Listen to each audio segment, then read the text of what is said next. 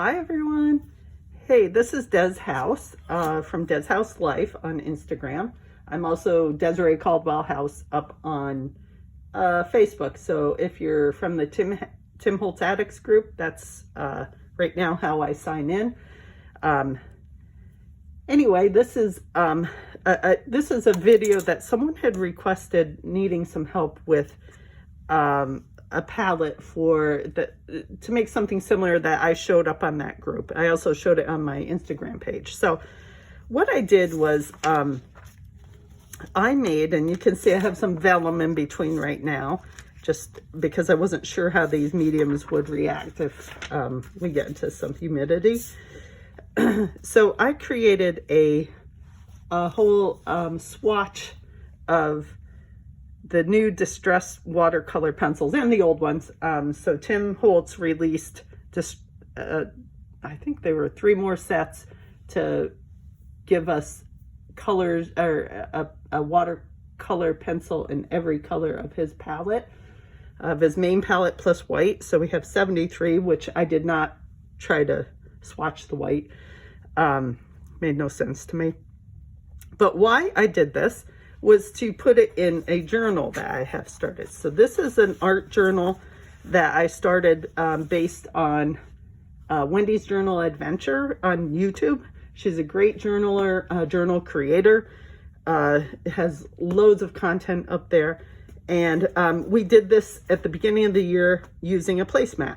So I bought this placemat at Walmart, and I also sew. I make quilts. Haven't done that in a long time, but I made this art journal with pocket inside and various papers. There was also somebody recently on the Tim Holtz Addicts group that wanted to know how to use, like, I think she was actually trying to create a 12 by 12 layout with Tim's old paper pads that he used to have, which we all have hoarded. Anyway, in that video where Wendy makes this, and I used one as well, she used a couple pieces of that 12 by 12 paper to give us some pockets and some interest in here. So this journal just has various different types of paper.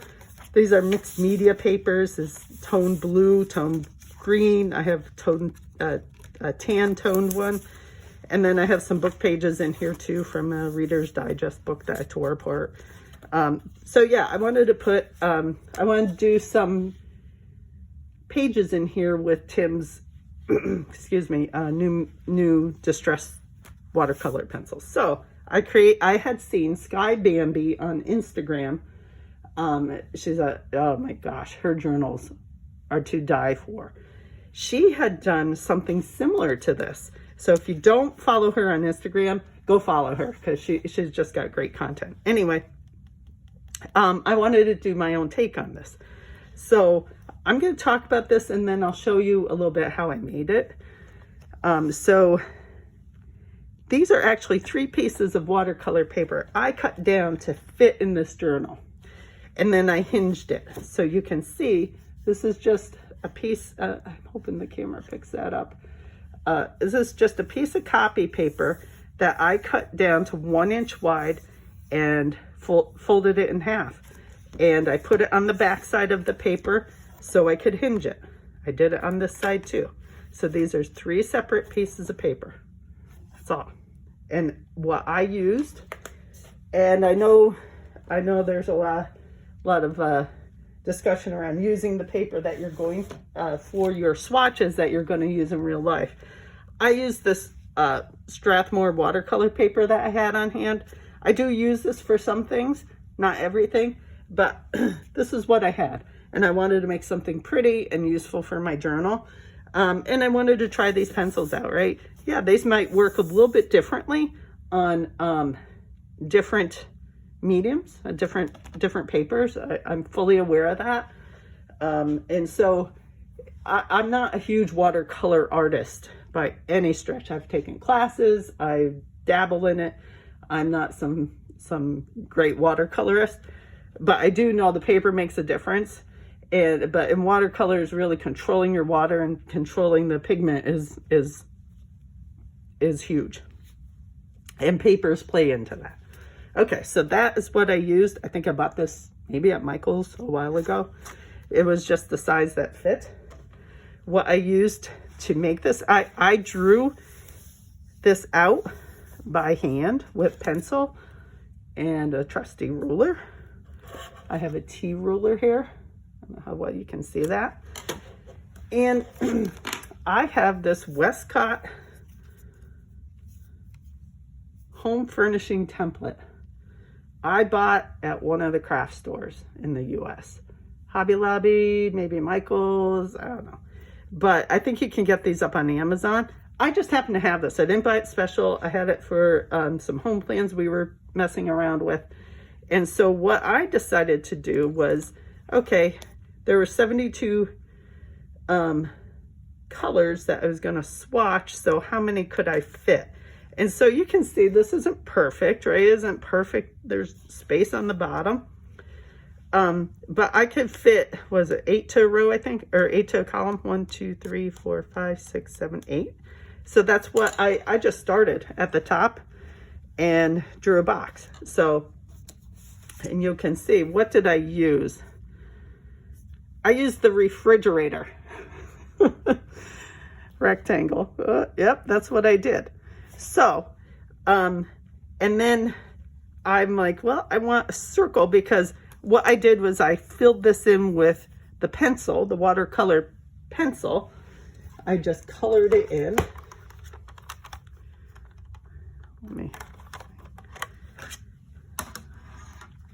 I used this to color in, and then I used my watercolor. So I have created a whole palette of shavings of these and wet them. So I have pre-made watercolor palette. You don't have to do that. Lots of people use a water brush and just run that across the tip of the watercolor pencil. You could do that too. I'm kind of used to pans. So what I did is I bought on Amazon. I did this when the first 3 sets came out. And then I bought a second one. These are like, they were around $10 when I bought them. These are half pans that come unassembled. There's little magnets that go on the bottom of them. I found that the glue didn't stick great to them, so I used, I think a combo. On some I used the Distress Medium from Tim Holtz, his glue collage medium, and then I used some art glitter glue. I had too on some of them, and that held, so they aren't falling off. But I also, you can see, well, I'm gonna have to move this because this one's still wet. I wrote with a small Sharpie the color name on the side of the pan. Okay, because I decided to go in order of, like a rainbow order of color, instead of how they're called out on the Ranger website, because these are made by Ranger Ink. And I've been trying to use that, like how they have their colors called out, and it just doesn't register in my head. And Sky Bambi had this, and mine are very similar to what the order that Sky Bambi has. Tim Holtz has his in an order. I think that's different than Sky Bambi. I did move some things around for myself.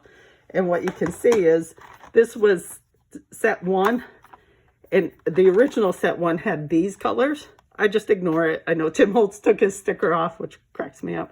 But I just ignore it. I put a 1, and that was from some of the label tape I had of his. I just cut the 1 out, put it there, 2 there, so I can see on the top what they are. And these match in order, right? So this one here, right? It helps keep it straight in my head. And this order is the same. That's just me. You do whatever you want. Okay, so that's my explanation. I did this all in pencil at first. Even these circles are done in pencil. I used a mechanical pencil for that.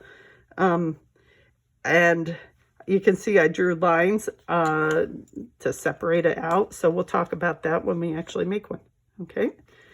I made a shadow at the bottom of mine, and that was surely by accident, right? I got so far and one of them spilled out of the circle. And I was like, you know, I can try and lift this off, or no, I'm just make a shadow, right?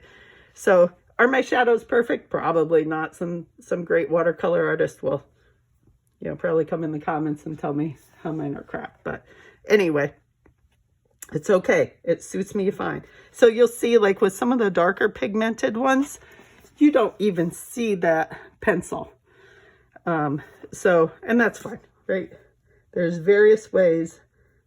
Okay, one of my great hairs on here. There's various ways that you can do this, right? Yeah, pencil, pen. I would stick with pencil. That's typical with watercolor. Like a lot of times when you're doing watercolor, you sketch out in pencil first, and you erase some of it, and then, you know, some of it will stay. Some of it you can still erase out after you're done. Excuse me if I cough or anything. I am fighting a virus right now. Okay, so let's talk about what I did here. So on the top, I have a title. And again, I did write this in pencil and then went over the top of it with, this is actually with a Sharpie. I needed something a little bit thicker. And this I use where I wrote Kitsch Flamingo, all the different colors. I used a black, very fine 0.2 pen that I happen to have on hand, so I could write it very small. And I practiced, I'm not gonna lie, I practiced on a scrap piece of paper before I started writing these. And that's not cheating, that's being smart. See how much, because if you get a bigger tip nib pen like this, you might not be able to write as smaller, or run together and you won't be happy with the results. You can even see my guidelines here. I'm just gonna leave them that way. I like the sketchy look of that. I did erase a little bit in between because I came in here and made a second, like midway line to stack watercolor pencils. I put the red, orange, yellow, so we know if you remember the colors of the rainbow, Roy GBIV, right? So I have red, orange, and yellow over here, green, blue, and indigo, and then blue, indigo, and violet, and then my neutrals are also over here. Sorry, that was off camera. All right, so that's the palette and the swatches. So yeah, let's talk a little bit about what I did here.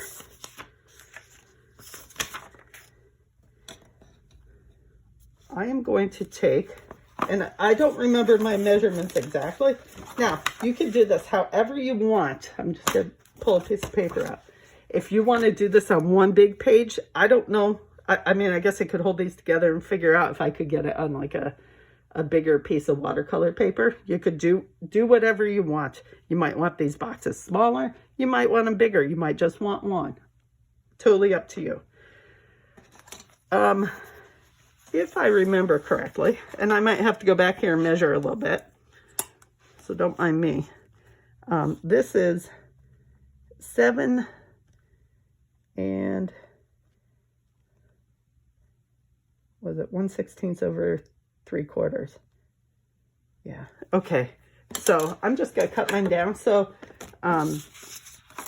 we can create exactly what we need. Oh, yeah. I'm just gonna mark it. Actually, this is what I'm gonna do.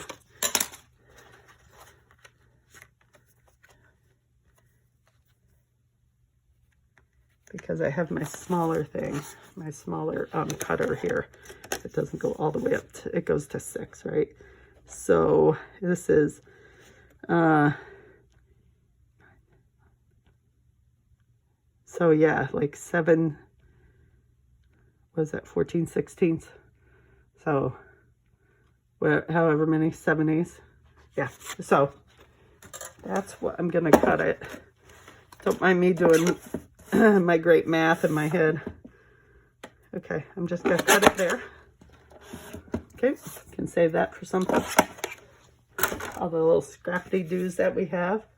You'll have to bear with me for a second here. I need something.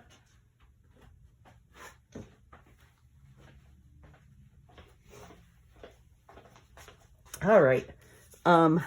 you can see I left just a tiny little bit at the top, maybe 1/8 of an inch. And so let's look here. So I'm going to come down 1/8 here. I don't know if you can see that. And 1/8 here. And I'm going to go right around and do that. And then we'll connect the dots.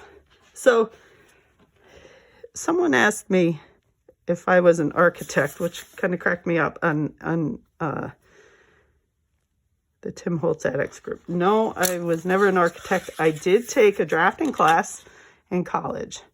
I have an electronics degree geared towards fixing medical equipment, which I never really used that portion of it. I did do some industrial electrician work. And then I did a lot of how to computerize maintenance management systems, basically meaning how do you plan and schedule work and buy parts and all that stuff with computer system. How does all that work? So yeah, that's my background. But I did take a drafting class. I do still have a drafting board, and I like doing some of this stuff. Now I'm going to connect these dots all the way around. So yeah, and just in pencil. And if you mess up, no biggie, just grab an eraser and erase it off. Remember, it's just paper. It's just paper, people.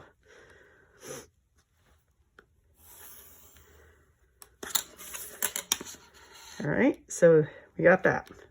Point. Okay, we have a nice rectangle to work from.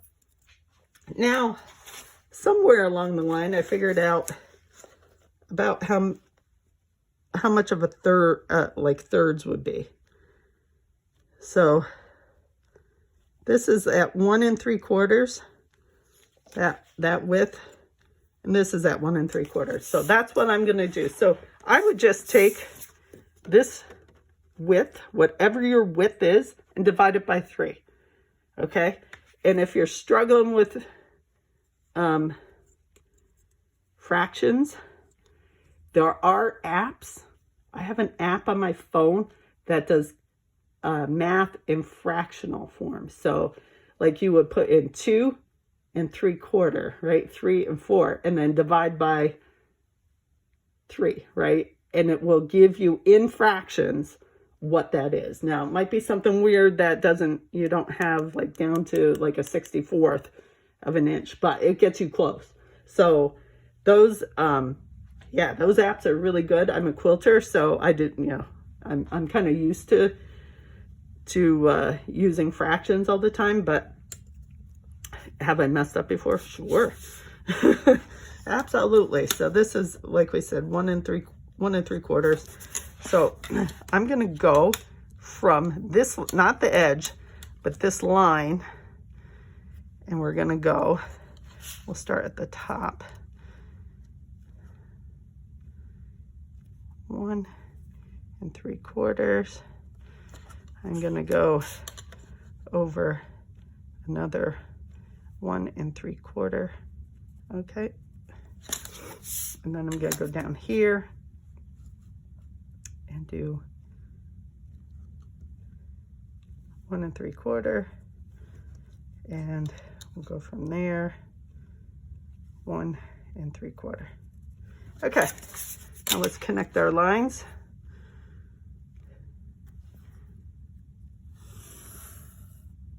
Okay. And here. Now, if you don't have a T-square one, that's okay. Just use a regular ruler. Don't make this complicated. Don't think you gotta buy all sorts of stuff. You don't. You just need some paper. Now, this is about 1/2 inch paper and a ruler and a pencil, right? It's about 1/2 inch. Yeah. From the top of the paper. I remember doing that. So I got smarter. So it's 1/2 inch and 1/2 inch. All right. And now, boom, you got your title area, right? Yeah, I think that was correct. 1/2 inch, yep. Okay. And then later on I'll come in and I could just do it now, right? I'm gonna eyeball that. You can measure it and, you know, I'm gonna go about halfway down. Am I still on camera? Halfway and halfway. Okay. All right. So I'm good there. Now, this is what I did. I'm gonna make my rectangle first. Again, I use the refrigerator, and let's see, how big is this? That is 1, not even 1 inch. How big is this? Is it millimeters? Who knows? Might be. So it's not quite,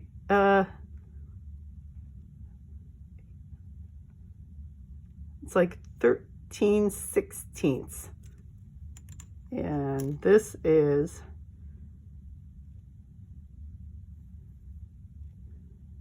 10/16, so that's what, 5/8. Yeah, I mean, just find a square and just use it. I mean, honestly. Now, these have little marks on them. So all I did was say, okay, I'm gonna put this mark, I don't know if you can see that. Let me zoom in a little. I'm gonna put this mark and line it up with my line there. And I'm gonna take the inside of this box and line it up with here, with this line. I mean, do whatever, use whatever you have to do this, right? It's not gonna be perfect. It doesn't have to be. Okay, one's done. I'm also gonna take my circle, and I believe, yeah, I used this circle. How big is that circle? Not sure. A little over 1/2 inch. Yeah. 9/16, something like that. Use whatever you have. I'm gonna kind of eyeball it and line it up with the bottom of here. It's not perfect. Ta-da! All right, how do I get my next one? Take that same refrigerator one. I'm gonna kind of line this up, and again this side. Is it gonna be perfect? No. Go around it. Do this. Ta-da! Okay, so you just keep going, and when I got to 8, I'm like, okay, 8/24 per page, and then I have 72 with 3 pages. Perfect, right? Okay, that's how you do the basis for this. I'm gonna move on to show you what I did to fill these in.